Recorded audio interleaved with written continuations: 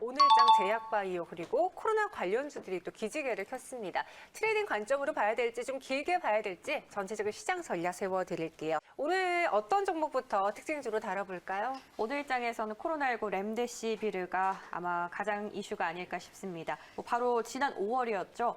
렘데시비르가 긴급 사용 승인을 받은 지 거의 5개월 만에 이런 소식이 또 전해졌는데 이 소식에 파민셀 주가 급등하고 있습니다. 오늘 갭상승으로 출발했고요. 지금 현재까지도 20% 안팎의 급등세가 유지가 되고 있습니다. 자, 파민셀 어떻게 좀 전략을 짜보는 게 좋을까요? 네, 일단 뭐 여러 가지 이유가 있겠습니다만은 저는 일단 이 파비셀에 대해서 매수보다는 현재 매도를 좀 권유드리는 이유는 네. 첫 번째로는 아마 주가의 위치가 이제 가장 중요하지 않을까 싶습니다. 제가 이제 계속해서 말씀드리는 건 바로 이제 지수가 변동성이 크게 나타날 수도 있죠. 왜 그러냐면 11월 3일이 되면 미국의 대선이 있기 때문에 그에 따른 시장의 변동성이 굉장히 크게 나타날 수도 있는 상황이라서 이렇게 고가권에 있는 종목들, 물론 여기서 더 갈 수 없다라는 것은 아닙니다만은 그래서 지금 자리에서는 신규 매수는 굉장히 위험할 수 있다라고 먼저 말씀드릴 수가 있을 것 같고요. 두 번째는 바로 이 렘데시비르가 아무런 이제 앞으로 문제 없이 잘 팔릴 일만 남았겠느냐, 그건 아닌 것 같습니다. 이제 빠르게 임상을 좀 통과를 하면서 특별 이제 승인이 받은 이 상황인데 만약에 여기서 안전성에 대한 불확실성이 나온다라고 했을 때는 파미셀이 위로 올라가기보다는 오히려 실망 매도 물량이라든지 차익 매도 물량이 충분히 나올 수 있다라는 관점에서 보면 저는 이 파미셀 같은 경우 혹은 렘데시비르 같은 경우에는 지금 보유자의 영역이지 신규 매수자들이 이 지금 자리에서 신규 매수하기에는 굉장히 위험하지 않을까라는 이야기 한번 드려보도록 하겠습니다. 네, 파민셀은 종목 모두 매도로 일치가 됐습니다. 오늘 52주 신고가를 기록한 종목 안에서 여행주가 있었는데요. 렘데시비르가 첫 코로나19 치료제로 등극이 되면서 여행주들이 다시 들썩이고 있습니다. 과연 두 분은 이 시기에 여행주를 매수하시겠어요? 그 안에서 주관식으로 종목을 다뤄볼게요. 모두 투어, 하나 투어. 그래도 두 분 모두 기권이 아닌 선택은 했어요. 이제 보통 그렇게 생각하잖아요. 코로나19 치료제가 개발돼 그럼 여행 항공 산업이 다시 재가동되겠구나. 항공주를 사야지로도 접근할 수 있을 텐데 오늘 대한항공 그래도 빨간불을 켰지만 아시아나항공의 주가 흐름이 심상치가 않습니다. 장중에 10% 넘게 급락했고요. 현재 8.81% 급락 마감 준비하고 있는데 특히 수급에서 외국인이 오늘 엄청 많이 팔았거든요. 무엇 때문에 이렇게 매도를 했을지 아시아나항공은 좀 다른 이슈인지 짚어주세요. 네, 일단 뭐 우리가 알고 있다시피 대한항공 그리고 이제 그다음 LCC라고 하는 저가 항공사들 최근에 이제 주가의 반등력이 굉장히 강했습니다. 네. 아무래도 이제 그 기업들의 주가가 반등을 했던 것은 결국 이제 코로나19 완화 기대감으로 인한 주가의 선반영이 아니었나 싶은데 사실 이제 아시아나항공 같은 경우에는 그들과는 조금은 다른 이슈가 좀 있었죠. M&A라고 하는 이슈가 있다 보니까 대한항공이 올라간다 그래서 아시아나항공이 따라 올라가는 그런 모습 보다는 개별적인 이슈에 따라서 변동성이 큰 시장이다라고 좀 볼 수 있을 것 같아요. 아무래도 이제 아시아나항공이 오늘 이제 전반적으로 좀 조정을 받았던 것은 결국 이제 메가컴퓨터에 대한 이야기가 빠르게 나오지 않다 보니 또 지연이 되는 거 아니냐라는 시장의 좀 불확실성이 퍼지면서 나오는 게 아닌가라는 이야기라고 저는 좀 생각이 들고요. 일단 아시아나항공 같은 경우에는 지금 여타 다른 항공주들보다도 제가 방금 말씀드린 M&A라고 하는 이러한 이슈가 엮여 있기 때문에 아무리 코로나19 완화 기대감으로 여행주 혹은 화장품, 면세, 항공주들이 올라간다 하더라도 낮은 가격에 다른 종목들보다 많이 조정을 받았으니 아시아나항공을 사볼까? 이거는 저는 굉장히 위험하다라고 좀 생각이 듭니다. 이제 아시아나항공은 이 매각 이슈 이후에 한번 우리가 관심 가져보는 게 어떨까라는 이야기를 드려보겠고 지금은 아직은 좀 위험한 단계다라는 이야기 한번 드려보도록 하겠습니다. 네, 알겠습니다. 이번엔 만도 체크해 보겠습니다. 지난 2분기에 이어서 이번 3분기에도 호실적이 기대되고 있습니다. 자동차 출하량이 늘어나서 이것이 바로 실적 반영에 대한 기대감이 큰 상황인데 이번 달 초에 한번 크게 오른 이후로 한동안 주가는 조정을 좀 받았거든요.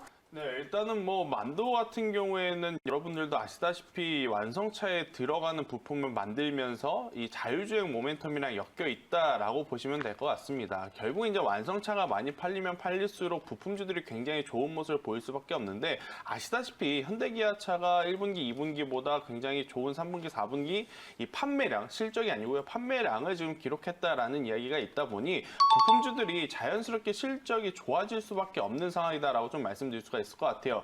자, 이제 완성차가 이제 그동안에 좀 많이 고단했습니다만은 그래도 북미 시장과 또 유럽 시장 그리고 인도 시장에 이제 현대기아차가 진출하고 나서 지금까지는 이렇다 할 판매고를 올리지 못했지만 그래도 점차 회복하는 모습에 따라서 관련 부품주들의 실적도 다시 한번 상승 모멘텀을 가져가고 있는 상황이다라고 좀 말씀드릴 수가 있을 것 같고요. 지금 시장은요, 두 가지가 좀 절실히 필요하다라고 보시면 될 것 같습니다. 첫 번째로는 주가가 올라갈 수 있을 만한 좋은 실적이 지금 뒷받침되어야 하고요. 또 이제 그 실적이 잘 나올 수 있을 만한 본업, 모멘텀을 좀 가지고 있어야 된다라고 좀 볼 수가 있는데 만도 같은 경우에는 그 두 가지를 지금 모두 적절하게 지금 가지고 있기 때문에 저는 지속적으로 좀 상승 가능하지 않을까라는 이야기를 드리면서 분기 실적에 굉장히 좋은 결과를 냈기 때문에 4분기 실적도 한번 기대를 해보자라는 이야기 한번 드려보겠고 4분기를 뛰어넘어서 내년에도 또 외형 성장을 기대해 볼 수 있는 이유는 뭐냐면요. 이제 자동차 산업 자체가 내연기관에서 친환경차, 전기차, 수소차로 좀 넘어가고 있는 상황입니다. 그렇다고 하면 부품주들도 마찬가지로 발빠르게 이제 전기차, 수소차 관련 부품으로 이제 탈바꿈하고 있는 상황에 봤을 때 앞으로 지는 산업이라기보다는 조금씩 더 발전할 수 있는 산업이라는 관점에서 보면 지금 주가의 위치도 굉장히 적절하고 실적도 잘 나오고 있고 메이저 수급도 탄탄을 하니 저는 만도를 좀 긍정적으로 봐야 되지 않을까라는 이야기 한번 드려보도록 하겠습니다. 자, 이번엔 두산중공업 넘어가 볼게요. 두산중공업의 조기 경영 정상화에 대한 기대감이 커지고 있습니다. 대규모 수주에도 성공을 했고 또 자구안도 막바지로 향해서 달려가고 있는 모습인데요. 여기에 외국인과 기관의 러브콜도 지속이 되면서 주가가 다시 오르고 있습니다. 어제 이어서 오늘도 빨간불 켜고 있고요. 현재 2% 안팎의 상승 탄력 유지가 되고 있습니다. 자, 두산중공업에 대해서 투자 의견은 어떨까요? 바로 확인해 볼게요. 두 분의 선택은 매수와 매도로 갈렸고 근데 제가 차트를 보니까 개인적으로 자리가 참 애매한 것 같아요. 새로 접근하기는 좀 어려울 것 같은데 매수 자제 정도로 봐도 될까요? 네, 일단 뭐 결론적으로 제가 말씀드리면 매도하자라는 이유는 지금 이 종목은 절대 붙지 말자라기보다는요. 조금은 더 기다렸다가 매수를 해보는 게 어떨까라는 이야기를 한번 드려보도록 하겠습니다. 네. 일단 시장의 변동성이라는 게 가장 이제 무섭다라고 느끼는 게 이런 개별 종목들인 것 같습니다. 불과 뭐 한두 달 전만 하더라도 탈원전 정책이 이제 가장 큰 피해를 봤던 기업이 두산중공업이었고 또 이제 그에 따라서 실적이 좋지 못하다 보니 시장에서 철저하게 외면을 받았었던 게 바로 이제 두산중공업이었습니다.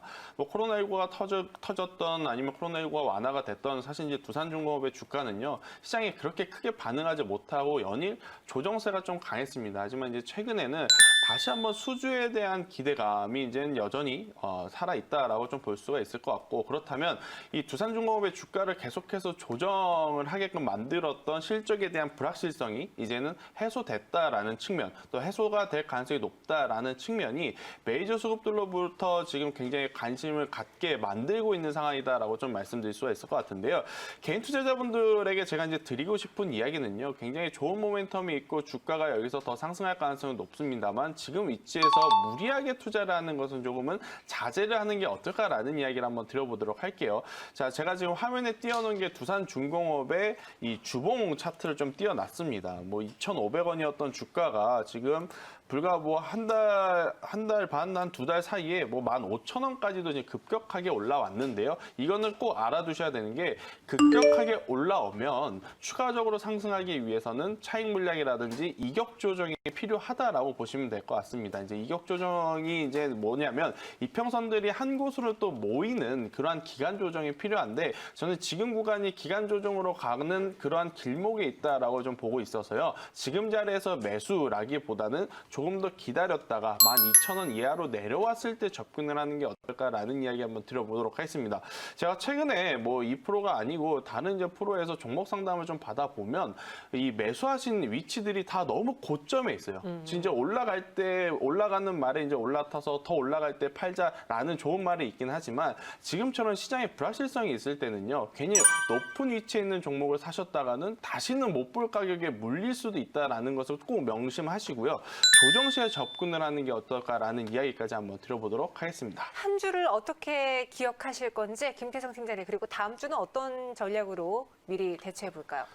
네, 일단 뭐 우리가 예상을 했었던 조정이었기 때문에 그래도 네. 이번 한 주는 어느 정도 좀 버틸 수 있지 않았나 싶습니다. 많은 이슈들이 있었기 때문에 이제 대부분의 이제 채널에서 공격적인 매수보다는 관망 이야기들을 좀 많이 들었던 것 같은데요. 일단 오늘 오전이었죠. 이제 미국의 제2차 대선 토론까지 마무리되면서 이제 시선은 이번 주 주말에 바이든과 트럼프가 추가적으로 어떠한 이야기를 할 것인지 혹은 경기 부양책에 대한 부분이 어떻게 결말을 맺을 것인지에 지금 이제 포커스를 맞추고 있는 상황이다라고 좀 볼 수가 있을 것 같습니다.